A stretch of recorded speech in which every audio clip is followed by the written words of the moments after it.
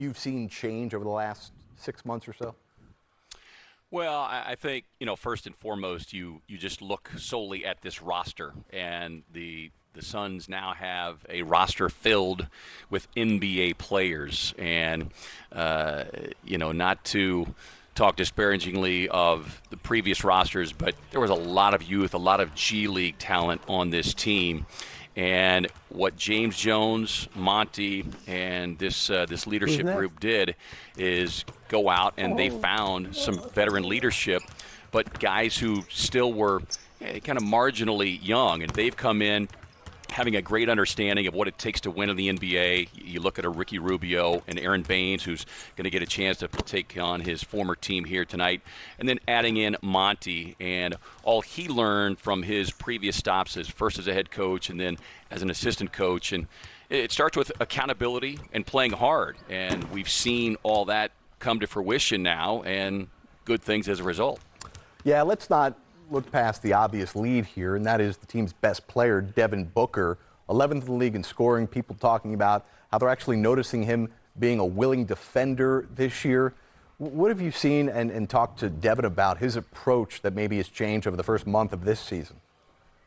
Yeah, I think it really starts with the relationship that Devin and Monty forged early on. There were a number of phone conversations, a lot of text messages, face-to-face meetings, and Monty really putting it on the shoulders of Devin to be a leader and telling Devin that he has a chance to take that next step, but he's got to commit on both ends of the floor.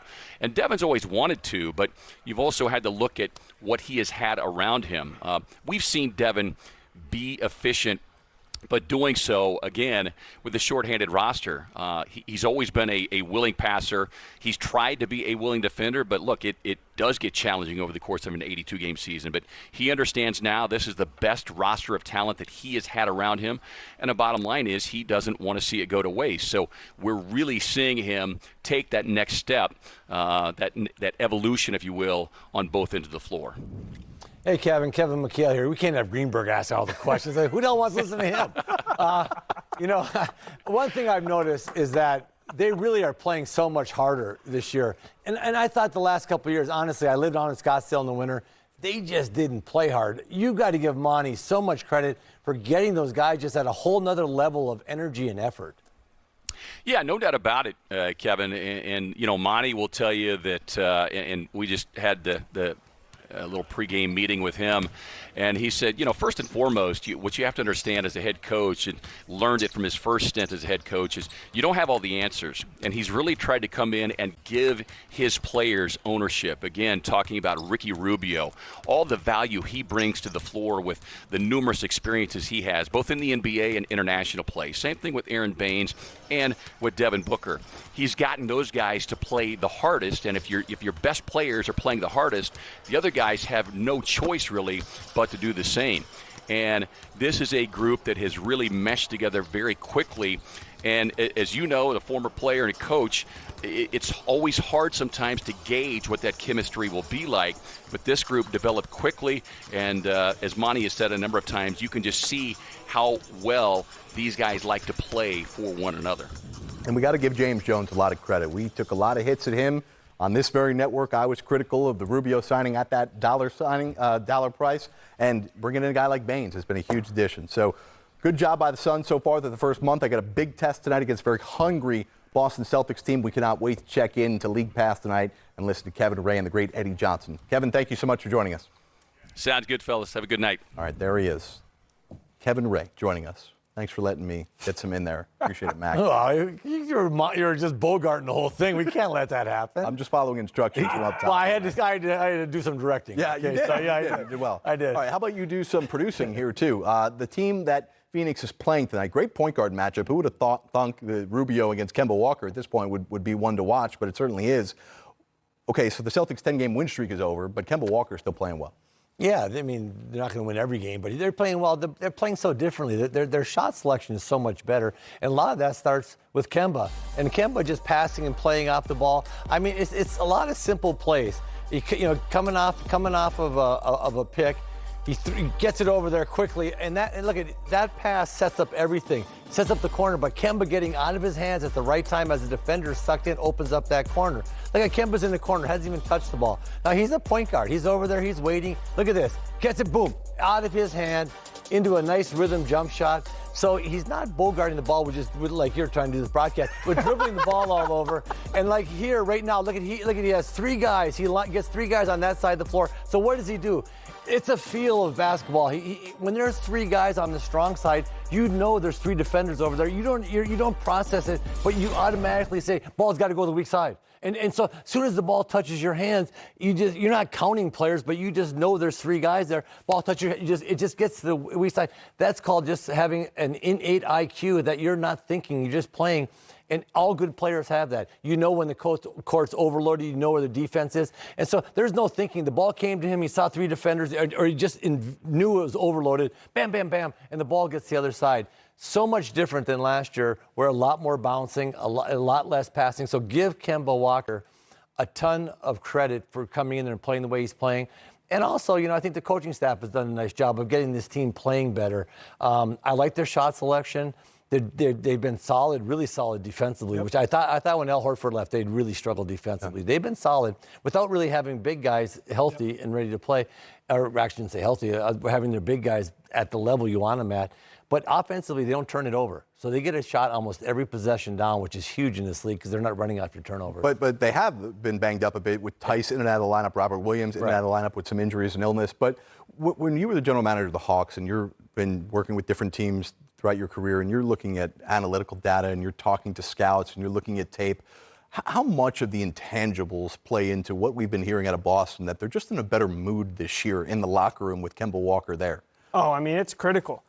Confidence, work rate, personality. One thing about a point guard is the best point guards, they increase the energy of the room. They bring everybody up with them. There's neutral and then there's negative. You want to stay away from negative, and you even really want to stay away from the guys that bring neutral energy, and you only want that positive energy, and that's what we're seeing with Kemba Walker. That's why you see Jaylen Brown, Jason Tatum, even some of their younger guys. I love the job that Danny Ainge has done drafting Grant Williams, Carson Edwards, Daniel Theis. This team looks like they're a contender in the Eastern Conference. One quick thing. Kemba's made a few shots, comes down, Tatum takes a shot that maybe is iffy, Tatum's hot, or Kemba's hot.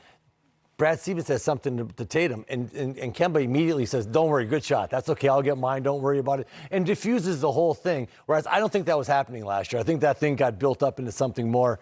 He just diffused it by saying, good shot, don't worry about it, coach. Jason was open, I'll get mine in the thing. So there's a synergy and an energy on good teams, and everything is positive, and everything is towards the final goal of winning the game.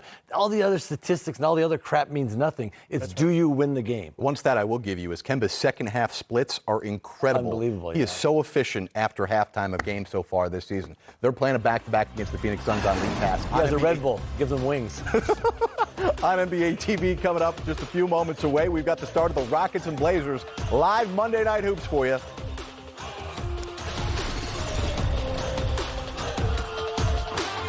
That guy.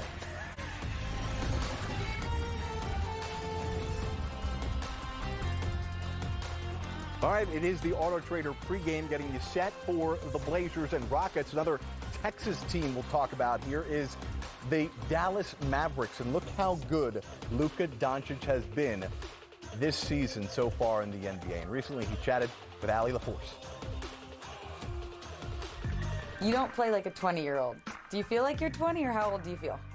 I don't know.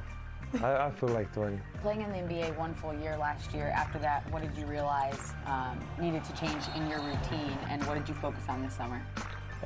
Especially my body, take care of my body.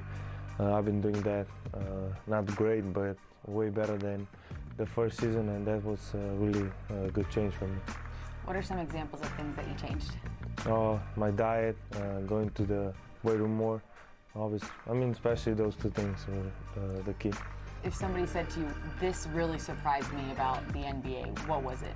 I would say the amount of flights and the amount of games. Everybody knows. It's 82, but until you don't play it, you don't realize how hard it is, you know, and it's, even if you go to the playoffs, it's even harder. What has been the best thing that Coach Carlisle has taught you? I mean, he taught me a lot of things, you know. He's a great coach. He obviously won championships, and, you know, he knows how to lead a team, and I think he helped us all. So when Coach Carlisle, I was reading some articles where he's giving you every compliment he possibly can, but the one I thought was neat is he said, I wouldn't trade him for anybody, and I would pay to watch him play. That was special, you know, but you never know. I mean, those words were something special, you know, not to trade for anybody, because you know how many great players are out there. You know, it was just a special message there, right? Do you feel like it's your team or our team, or how would you describe? I feel like a team has more leaders than just one, you know. Obviously there's me and KP, but you know, we have some vets like Silly, Courtney, JJ, of course, and you know, they help us way more than we could help. How would you describe the way you felt the first time you and KP were on the floor together? Oh, it was great, you know. He's obviously just getting his rhythm, you know. He's been off the court a long time, you know. He's getting better and better, and you know, he just needs time, and he's gonna be a great basketball player. Do you guys talk a lot with words on the court, or is it more body language? How would you describe the way you communicate? I would say with words. Obviously, when I know the defenders don't speak Spanish, you know, we speak Spanish between each other, and you know, tell us what we're gonna do so they don't understand us. What's been your favorite moment with KP so far this season on the court? I don't know, probably some alley-oops, you know, some passes. Who's been the most exciting player that you've gotten to play against? LeBron James, you know, I always admired him since I was little, so that's him. What was different about playing against him other than watching him play? Was he faster and stronger or smarter? Was there anything that surprised you playing against him instead of watching? I mean, he's one of the greatest, you know, so I watched that. When I play against him, he did that, so he obviously, for me, didn't change like the way he played, you know, he always played amazing. I think you're a guy who sees big picture and you want the best things for your team and your organization. People talk about you being in the MVP conversation. What does that mean to you, and what's the big goal that you have in mind? Like I always say, it's like special to hear it, but obviously I just want my team into the playoffs. That's our goal, that's my goal. And you know, I've been talking to like JJ. He said like playing in the playoffs is so much fun, and that's what I want to do.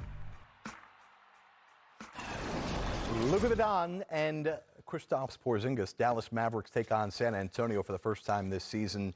Dallas right now 7-5, and a good opportunity here to pick up some wins after beating Toronto.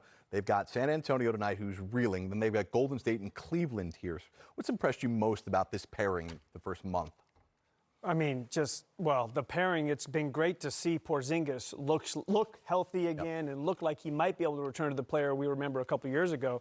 But Luka's been incredible. I mean, outside of Giannis, Harden, and LeBron, this kid's got to be up there in the MVP race. Yeah, hella Luka, baby. He's out there running around doing stuff. I don't think Porzingis has played well yet. Porzingis has not caught a rhythm at all. When he reverse pivots and you know, they put smaller bodies on him, they get up underneath him. He's got no balance down the post to be able to get low, turn around, face up, get him off you, rip, use that length. He's got to be able to use that length. I've seen Rick throw him down there. Coach Carlisle's thrown him down there in the post late in games, and he's really struggled down there. So he hasn't found a rhythm at all yet. Porzingis hasn't. And you got to remember, he didn't play last year. That's right. So and he's a young player too. It's going to take a while, but when he comes around, you can't say anything more about Doncic. He's playing as well as you can play. That kid's playing phenomenal. Porzingis is the guy that's going to take this team from a maybe playoff team to a solid playoff team if he plays better. But he has not got a rhythm. I don't know if he knows where he's going to get the ball yet, and I don't think he's playing well enough to demand it. So it's just, Rick Carlisle will figure it out. But Porzingis is hopefully starting now will start playing better. Obligatory former Celtic teammate mentioned here by MChale. Of course. There. Let's talk about the opponent tonight, the San Antonio Spurs, and this is uncharted territory for them here. They've lost 5 in a row, and it's been head-scratching how they're losing games. This team that's been known for however they play offensively, they've always been at least tied to a defensive principle, and we know who they are, their identity. What have you seen from the numbers and video you've studied from San Antonio? Well, the two things that jump out with the Spurs, you mentioned the defense. It's not been what it's been historically, but this Spurs team struggled defensively last year especially until they moved Jakob Poeltl into the starting lineup, and that kind of helped them defensively last year at least. But the other thing that's concerning about this Spurs team right now is their strength of schedule. They've had one of the easiest schedules to date in the NBA, and they just haven't been able to take advantage of that schedule. I've always been amazed with some of the players they have that they can collectively play good team defense because they have some individual defenders. They had Anderson there. They had Aldridge. They had a bunch of guys that were bad individual defenders, but collectively they've always been solid. Pops hasn't got that collective thing going yet down there. They don't. They don't have great individual parts. Sometimes, you know what? You can get by defensively when you have great defenders. You put them on their top players. They're really smart. We talked about IQ earlier. They get in the right position. They do all these things, and they cover up for so many sins. Right now, San Antonio has not got those sins covered up. They're too porous defensively. They've given up everything. Giving up threes, giving up layups, fouling. It's just unlike a Pops defensive team. The clock is ticking loud. Under a month to go until the unofficial start of trade season in the NBA, and the Spurs could be one of those teams that's potentially very busy. You know who's been busy on the desk? Kevin McHale, promoting good oral hygiene here. I promise you. He's got not only a cell phone, but he's also got himself a flosser at all times with him. And I do. Oral hygiene is very important. There it is, right there. Why do you have a piece of food in your teeth? Yeah. We're back with much more Auto Trader pregame. Rockets Blazers, 8 o'clock Eastern on NBA TV.